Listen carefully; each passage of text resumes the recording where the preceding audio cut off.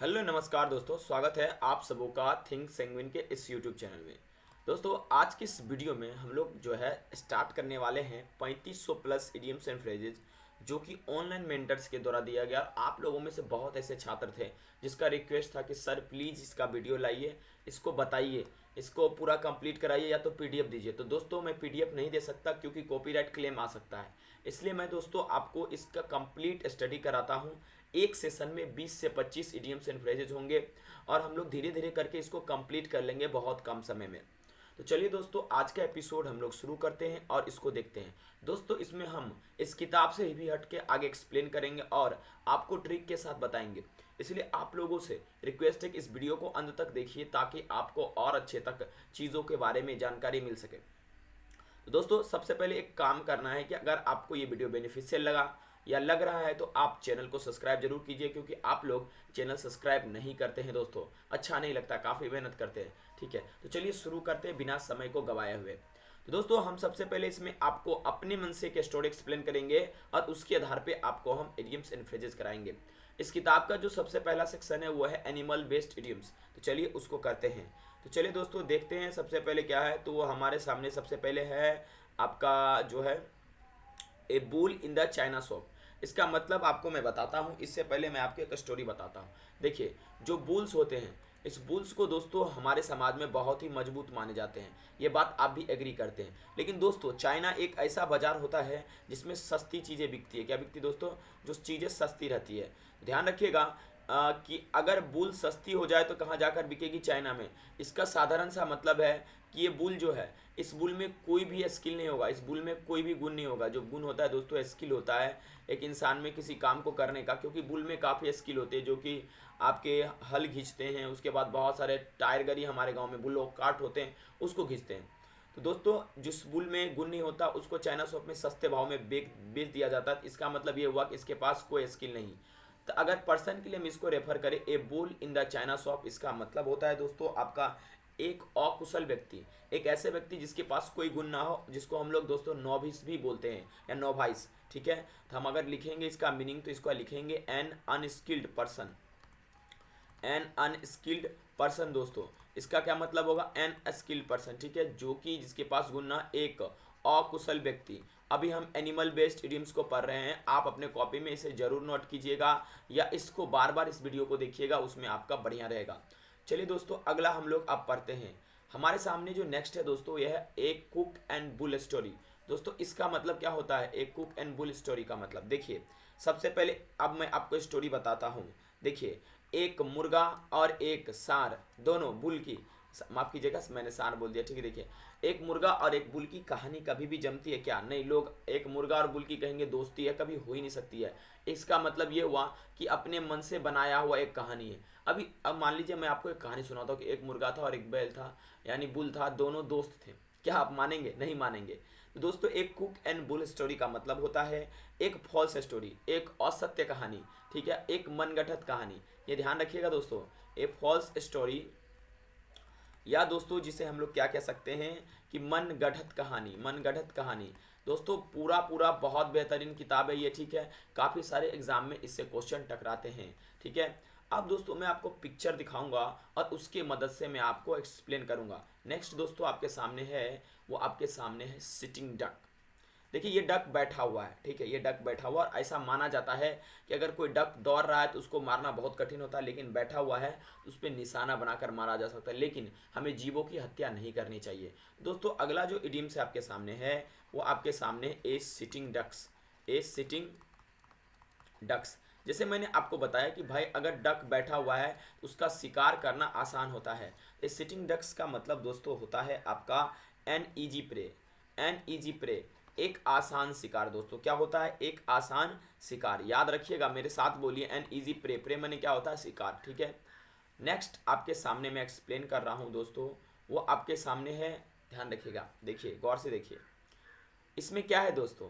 इसमें जो है एक सांप है, वो घास के अंदर है। ठीक है, जैसे मान लीजिए आप कहीं पर भी ट्रैवल करते हैं और अगर आपका इसका मतलब सांप दुश्मन है जो कि छुपा हुआ है घास के अंदर, ये आकर आपको कभी भी काट सकता है। तो ध्यान रखिएगा, जब भी घास पे आप चलते हैं तो केयरफुल रहिएगा, क्योंकि एक आपका दुश्मन जो सांप है अक्सर घास में ही छुपकर बैठा रहता है। इसका मतलब इसमें एक आपका इडियम्स बन गया, a snake in the grass. A snake in the grass ये काफ़ी महत्वपूर्ण है, कई सारे परीक्षाओं में पूछा है। A snake in the grass का मतलब दोस्तों होता है आपका छुपा हुआ दुश्मन। अगर कोई दुश्मन दोस्तों आपका छुपा हुआ है, तो छुपा हुआ दुश्मन को हम लोग क्या बोलते हैं दोस्तों? हम लोग बोलते हैं, इसका फ्रेज जो बनता है वो होता है a snake in the grass. इसको इंग्लिश में लिखे तो क्या लिख सकते हैं? Hidden enemy. ठीक है, आपका छुपा हुआ दुश्मन। चलिए, अब दोस्तों धीरे धीरे करके हम चीज़ों का सही से इस्तेमाल कर रहे हैं, एक्सप्लेन कर रहे हैं। ठीक है, अगला दोस्तों देखिएगा,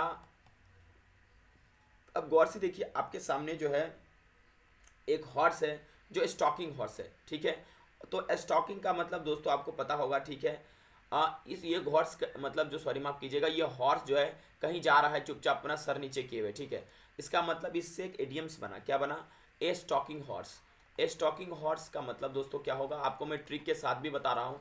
देखिए, ए स्टॉकिंग हॉर्स का दोस्तों मतलब होता है कि छिपा हुआ वास्तविक उद्देश्य। अगर कोई आपका रियली उद्देश्य है, कोई इंटेंशन है, उसको हम लोग क्या बोलते हैं दोस्तों? ए स्टॉकिंग हॉर्स। इसका दोस्तों अगले एक जो सेगमेंट होगा, हम उसमें आपको इसका एक सेंटेंस के साथ भी एक्सप्लेन करेंगे ताकि आपको और क्लियर हो। आज पिक्चर है, अगले सेगमेंट में सेंटेंस होगा। समवंस हिडन इंटेंशंस, किसी व्यक्ति के जो है छुपे हुए जो इरादे होते हैं, उसी का इडियम्स बनता है ए स्टॉकिंग हॉर्स। ठीक है, मैं बार बार आपको कह रहा हूँ, थोड़ा सा मैं तेज़ में पढ़ा रहा हूँ क्योंकि आप लोगों को दोस्तों कम समय में ज़्यादा चीज़ें बता सकूँ। कॉपी में नोट करना नहीं भूलिएगा, काफ़ी महत्वपूर्ण है ये। ठीक है, नेक्स्ट आपके सामने दोस्तों है, जो नेक्स्ट वो आपके सामने है, देखिए ये आपका उल्फ है। क्या है दोस्तों? उल्फ। और ये दोस्तों क्या करेगा, अगर सीप का क्लॉथ पहन के आ जाएगा। ठीक है, ओके, इसका मतलब क्या हुआ? इसका सीधा सा मतलब हुआ, ठीक है, कि ये देखिए सीप क्या, देखिए अगर आप जो गौर से देखिएगा, एक भेड़ को आप गौर से देखिएगा दोस्तों।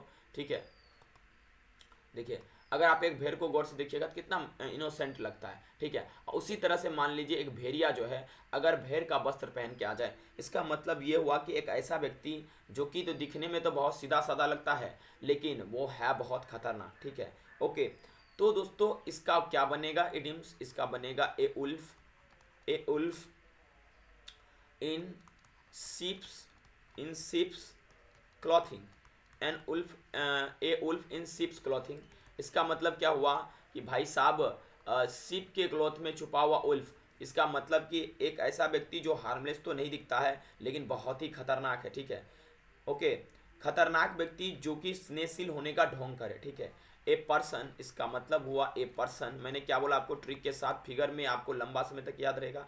A person that, a person that appears, a person that appears harmless but actually is dangerous। ठीक है, हार्मलेस तो दिखता है लेकिन बहुत ही क्या होता है दोस्तों? खतरनाक होता है। आप नोट करते जाइएगा, बहुत ज़्यादा महत्वपूर्ण है।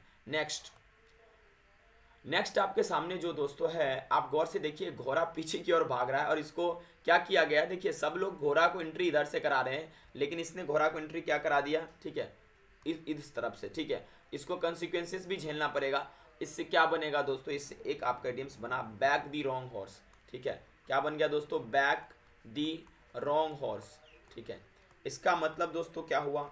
इसका मतलब ये हुआ कि अगर कोई व्यक्ति गलत है या किसी गलत या कमज़ोर व्यक्ति को समर्थन करना, जबकि इसको इधर से एंटर करना चाहिए लेकिन ये इधर से एंटर करा रहा है, तो इसका मतलब ये बंदा पागल है। ठीक है, जो चढ़ा हुआ है। ठीक है, और इसके साथ साथ इसका हॉर्स भी बेचारा पगला गया है। ठीक है, तो बैक दी रॉन्ग हॉर्स का मतलब क्या होता है दोस्तों? देखिए मैं आपको स्टोरी भी एक्सप्लेन कर रहा हूँ। किसी घोड़ा को इसके साइड से इंटर ना करा के इधर उधर से इंटर करा देना, इसका मतलब ये हुआ कि ये गलत तरीका है। इसका मतलब ये हुआ कि किसी गलत या कमज़ोर व्यक्ति को समर्थन देना। ठीक है, किसी गलत, हिंदी इंग्लिश दोनों में याद करें आप, क्योंकि वो हम मीनिंग चेंज करके दे देगा तो आपको हिंदी याद रहेगा तो अच्छा से एक्सप्लेन कर पाएंगे। किसी गलत या कमज़ोर, किसी गलत या कमज़ोर व्यक्ति का समर्थन करना, व्यक्ति का समर्थन करना, ये सब आप कॉपी में नोट करते जाएंगे। इंग्लिश में अगर मैं आपसे बात करूँ, इसका इंग्लिश क्या हुआ? Endorse the weak and wrong person, अच्छा, अगर आप ये समझ गए ना तो प्लीज़ कमेंट में लिख दीजिएगा सारा इडियम्स एंड फ्रेजेस, हम पे बड़ा मेहरबानी होगा, ठीक है, हमें अच्छा लगेगा। नेक्स्ट आपके सामने जो देखिए जो लगाया हुआ है, ये आपका एक बिल्ली है और इसके गले में क्या बांध दिया गया, घंटी बांध दिया गया। तो इसका मतलब ये हुआ दोस्तों, ठीक है, कि जो है कि आपने जो है किसी बिल्ली के गले में घंटी बांधा, तो इसका मतलब कोई जोखिम आप उठा रहे हैं कि अगली बार बिल्ली आएगी तो हम उसे पकड़ लेंगे, ठीक है। तो इसका माने एक यहाँ से बन गया idiom bell the cat. Bell the cat का माने दोस्तों क्या हुआ, इसका मतलब हुआ कि व्यक्तिगत जोखिम में पहला कदम उठाना। अगर कोई आप पर्सनल जो डेंजरस काम कर रहे हैं उसमें आप जो फर्स्ट स्टेप लेंगे उसी को हम लोग इंग्लिश में इडियम्स बनाकर बोलते हैं बेल द कैट, ठीक है। इसका मतलब क्या हुआ दोस्तों, व्यक्तिगत जोखिम में पहला कदम उठाना। इसको अगर मैं यूँ लिख दूँ, take take step on risk, ठीक है, क्योंकि बिल्ली के गले में घंटी बांधने से आपको टोटल रिस्क पता चल जाएगा, हाँ बिल्ली आ रही है, ठीक है। वो तो चूहा को पता चलता है कितना बड़ा रिस्क रहता है बिल्ली के गले में घंटी बांधना, आप लोग बचपन में ये स्टोरी पढ़े होंगे, ठीक है।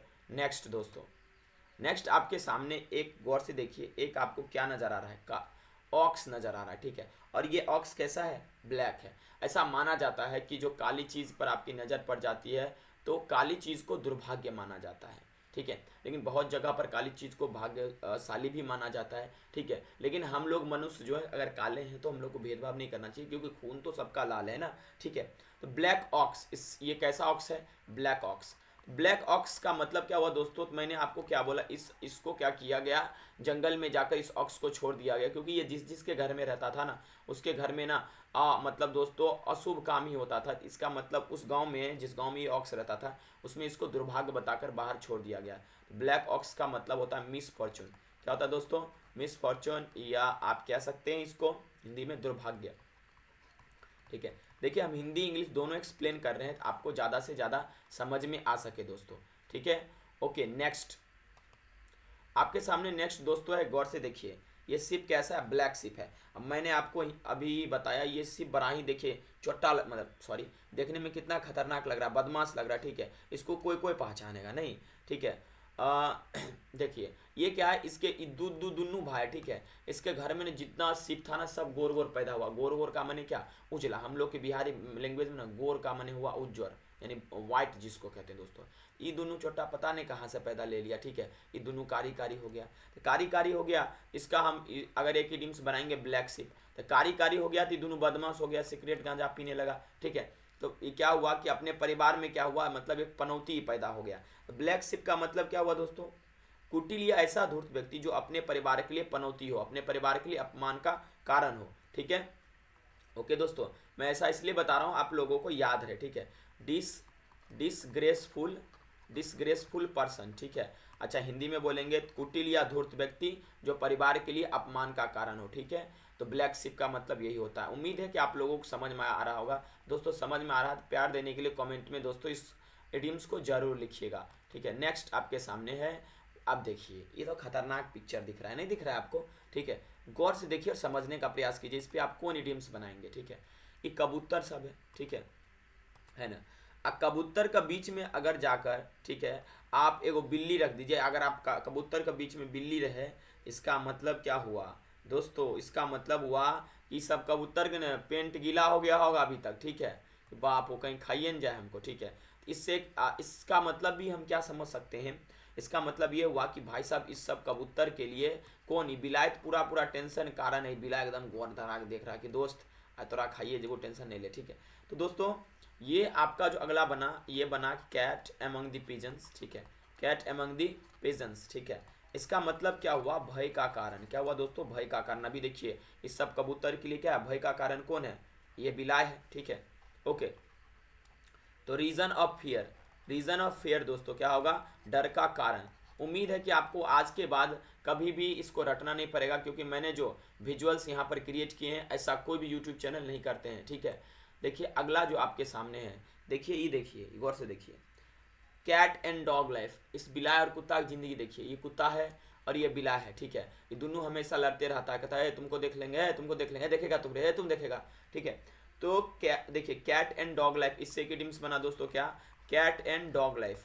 कैट एंड डॉग लाइफ का मतलब क्या हुआ दोस्तों, ठीक है। कैट एंड डॉग लाइफ का मतलब हुआ कि भाई साहब झगड़ा भरा हुआ जीवन, कुत्ता बिलाए वाला जीवन, ठीक है। नहीं कहता है कि हम की कहियो भाई हमारे घर में कुत्ता बिलाए वाला जीवन भेल है। गाँव घर में हम लोग के बिहारी लैंग्वेज में कहता है। दोस्तों हम बिहारी लैंग्वेज इसलिए यूज कर रहे हैं ताकि आपको समझ में आए, ठीक है। झगड़ा से ओके भरा हुआ जीवन, ठीक है, ये याद रहेगा। इंग्लिश में भी लिख देता हूँ, life life full of strife, ठीक है। आप लोग इसको लिखिएगा। ओके नेक्स्ट आपके सामने मैं एक्सप्लेन कर रहा हूँ, वो आपके सामने है, देखिएगा इमेज। इस इमेज को देखिए। देखिए ये जो उल्फ होते हैं ना, बिना मतलब का भी क्या करते हैं, चिल्लाते रहते हैं, ठीक है। बिना मतलब का भी चिल्लाते रहते हैं, ठीक है। ओके दोस्तों, तो अगला जो इडियम्स आपका बनेगा वो है क्राई उल्फ, ठीक है। क्राई उल्फ का माने क्या हुआ, तभी हम आपको बताए थे क्या, कि मतलब बिना मतलब शोर मचाना, बिना किसी कारण के शोर मचाना। इसका इंग्लिश में हम लिखेंगे तो गिव अ फॉल्स अलार्म, ठीक है। कि बिना मतलब एक को करते रहता है, बेहुदा कोनो काम नहीं, मुंह रसोला धर देंगे, बस चुप हो जाएगा, ठीक है। ओके चलिए नेक्स्ट दोस्तों है आपके सामने ये देखिए आपके सामने एक डार्क हॉर्स है, ठीक है।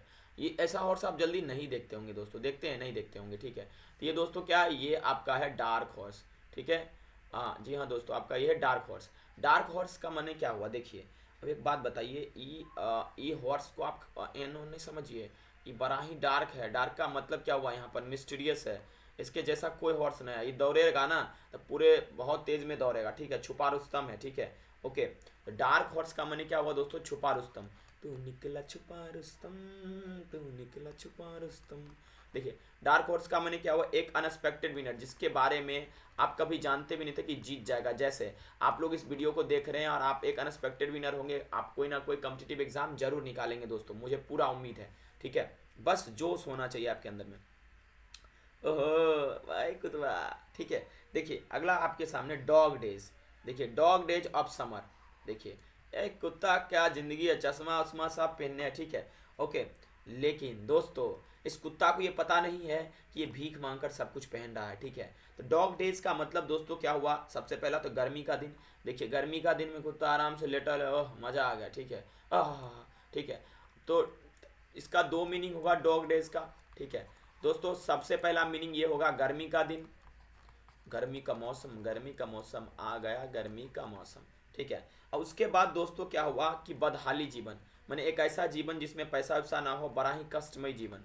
तो बदहाली जीवन को भी हम लोग डॉग डेज कहते हैं, ठीक है। ओके नेक्स्ट आपके सामने जो है दोस्तों गौर से देखिए, ओके दिस वन, ठीक है।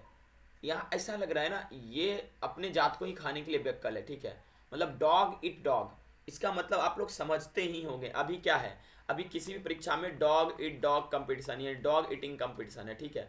डॉग इट डॉग का मतलब कुत्ता ही कुत्ता को खाएगा, इसका मतलब ये नहीं है। डॉग इट डॉग का मतलब अगर कहीं पर भी बहुत ही कड़ी स्पर्धा हो, उसको हम लोग इंग्लिश में एक्सप्लेन करते हैं डॉग इट डॉग, ठीक है। ओके विशियसली कॉम्पिटिटिव, ठीक है, कड़ी प्रतिस्पर्धा। कड़ी दोस्तों क्या, प्रतिस्पर्धा, ठीक है। कड़ी कड़ी प्रतिस्पर्धा को दोस्तों हम लोग क्या बोलते हैं, डॉग इट डॉग, ठीक है। क्या बोला जाता है दोस्तों, कड़ी कड़ी प्रतिस्पर्धा को डॉग इट डॉग, ठीक है। चलिए आपके सामने जो नेक्स्ट है वो गौर से देखिएगा। 18 नंबर आपके सामने है, क्योंकि 17 इडियम्स हम लोग कर चुके हैं, ठीक है। चलिए दोस्तों हम उसको भी देखते हैं। ओके देखिए जो आपके सामने ये है दोस्तों, ये आपके सामने है डॉग इन द मेंजर, ठीक है। देखिए मेंजर आपको पता है, जहाँ पर कैटल वगैरह के लिए हम लोग फूड रखते हैं उसको, वो जगह होता है। तो डॉग इन, ये आपका क्या है, ये डॉग कहाँ पर है, मेंजर में है दोस्तों। जब डॉग इन द मेंजर का माने क्या हुआ कि कुत्ता को जो है उस दूसरे के जगह में घुस गया, इसका मतलब ये हुआ कि देखिए वो सब बेसिकली किसका जगह होता है, वो सब कैटल का जगह होता है, जबकि ये जाकर कुतबा घुस गया है, ठीक है। इसका मतलब ये हुआ एक इडियम्स बना क्या, डॉग, इसमें मैनेजर लिखा हो जबकि मेंजर होता है, डॉग इन द मेंजर। दोस्तों डॉग इन द मेंजर का माने क्या हुआ, डॉग इन द मेंजर का मतलब दोस्तों होता है सेल्फिश पर्सन, ठीक है। क्या होता है, सेल्फिश पर्सन, एक ऐसा व्यक्ति जो स्वार्थी हो, ठीक है। उसको हम लोग क्या बोल सकते हैं इंग्लिश में एक्सप्लेन करने के लिए, डॉग इन द मेंजर। नेक्स्ट, ओहो देखिए ये जो आपको ये जो घोड़ा है, ठीक है, ये घोड़ा गिफ्ट में मिला हुआ है, नहीं इसके माथा पर गिफ्ट का सिंबल है, इसका मतलब गिफ्ट में मिला है। अब एक आदमी क्या कर रहा है, इसका दांत देखने की कोशिश कर रहे बकलल बा, ठीक है। अगर घोड़ा गिफ्ट में मिला तो बुराइले है, जुआने है, जते दिन हो सके चर लो न, कहानी खत्म करो, ठीक है। अगर कोई चीज़ गिफ्ट में मिलता है तो उसका दांत हम थोड़ी जाकर गिनने लगते हैं।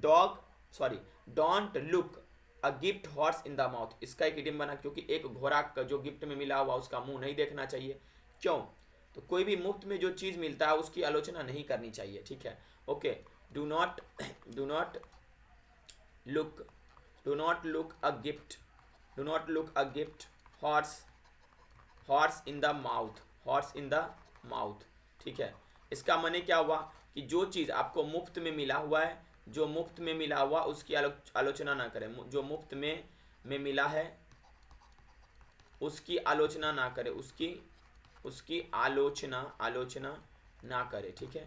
जो मुफ्त में आपको चीज़ मिला है, ठीक है, उसकी आलोचना नहीं करना चाहिए, क्योंकि ये कुत्ता, सॉरी है क्या कुत्ता बोल दिए, ये हॉर्स आपको क्या मिला है, गिफ्ट में मिला है। थोड़ा वीडियो लंबा हो रहा है, माफ़ कीजिएगा इसके लिए, ठीक है। लेकिन दोस्तों हम एक भी इसमें फालतू बात नहीं बोल रहे हैं, ठीक है।